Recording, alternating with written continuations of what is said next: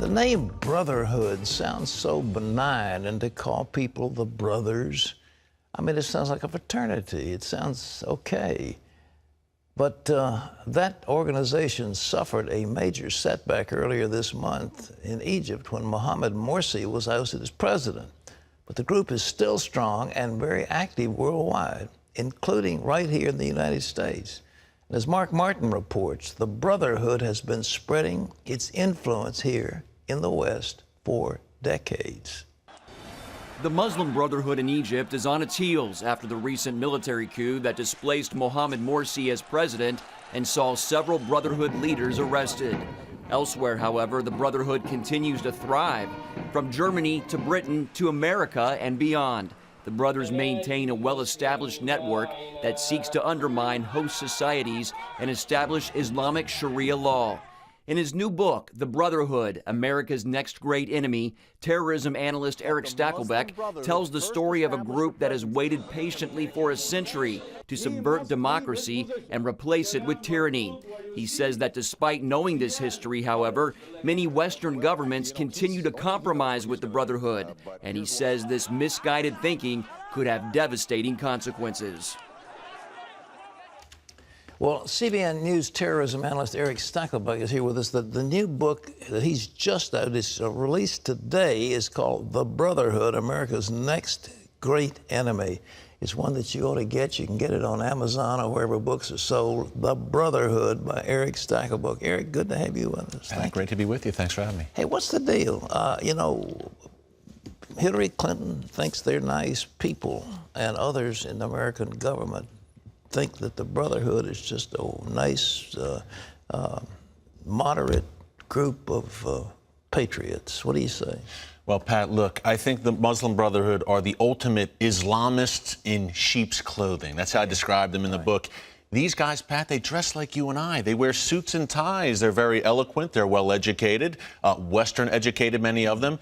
And the Obama administration, and mainly the political left in this country and in Europe, they look at the Brotherhood and say, hey, these are guys we can deal with. They're reasonable. They're not violent. We can use these guys, the so-called moderate Islamists, as a counterweight against al-Qaeda. They will work against al-Qaeda. That's the mind frame of our leaders, Pat. But here's the problem, and I lay it out in the book. Al-Qaeda stemmed from the Muslim Brotherhood. Without the Muslim Brotherhood, Pat, there would be no Al-Qaeda. As a matter of fact, there would have been no 9/11. Without this organization, the Muslim Brotherhood, Pat, their ideology has driven the entire global jihad. Every Al-Qaeda leader belonged to the Brotherhood before they belonged to Al-Qaeda. Give us the key points of the Brotherhood philosophy. What do they believe? Pat, in its essence, their founding motto, people need to remember, jihad is our way. Dying in the way of Allah is our highest hope, martyrdom. All those suicide bombers you see, where did they get that ideology? The Muslim Brotherhood, Pat, laid the groundwork in Egypt, founded in 1928.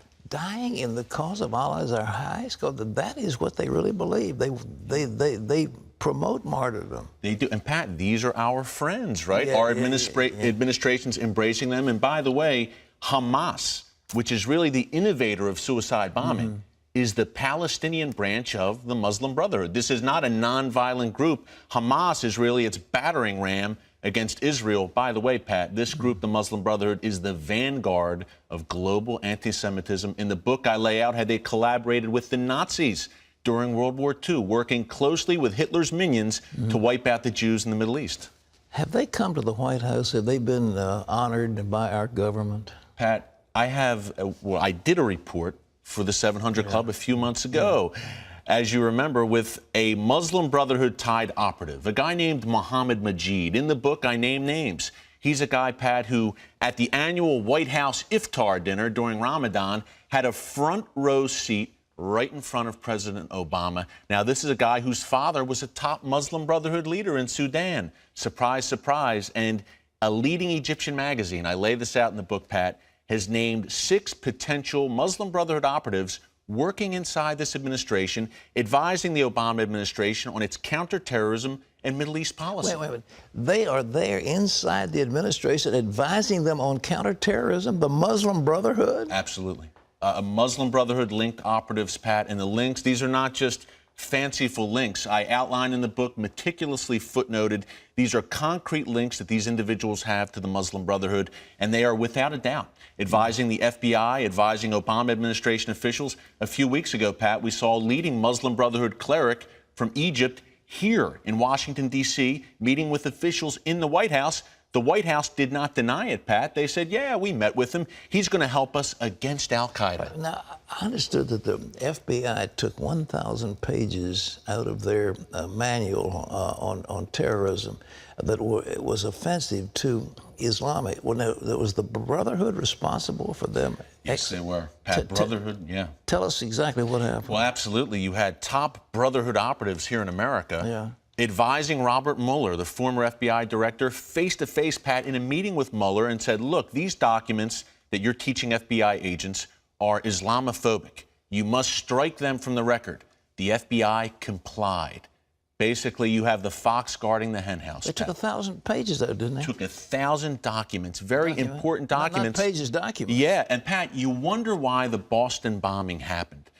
We had the older bomber in custody. The FBI interviewed him and let him go. Now, I wonder if that's because FBI agents don't know how to identify the ideology that's driving the terrorism. This guy was a hardened terrorist who trained overseas.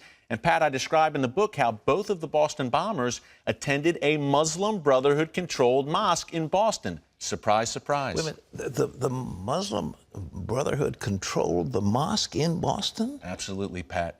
Through a group called the Muslim American Society. I don't want to get too in the weeds, but these are groups I lay out in the book which are closely tied to the Muslim Brotherhood. Pat, as a matter of fact, this group, the Muslim American Society, our own government has described it as the overt arm of the Brotherhood in America. That's our own government, and we have their strategy documents, Pat. You and I have discussed here in the club.